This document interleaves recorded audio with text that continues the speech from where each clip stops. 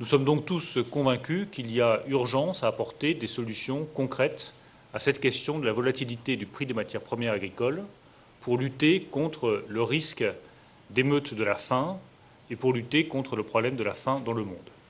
J'avais eu l'occasion de le dire à Rome il y a quelques jours, je le confirme aujourd'hui, le risque d'émeute de la faim dans le monde reste réel en raison de l'augmentation des prix alimentaires mondiaux.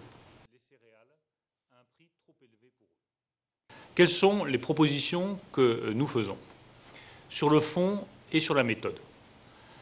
Sur le fond, nous proposons d'abord de relancer l'investissement dans l'agriculture mondiale. Il est indispensable que nous apportions une aide plus concrète au développement de l'agriculture dans les pays les moins favorisés de la planète. Les pays les moins développés de la planète doivent avoir une agriculture autonome.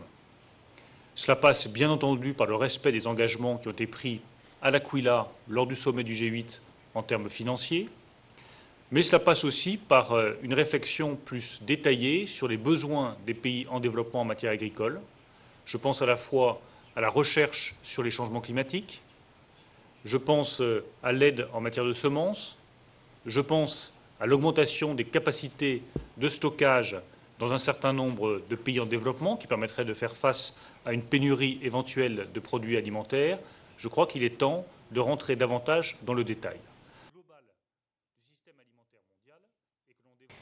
Quand la production agricole est faible, quand la demande est forte, le fait d'avoir aussi peu d'informations sur la réalité des stocks accroît la volatilité des prix.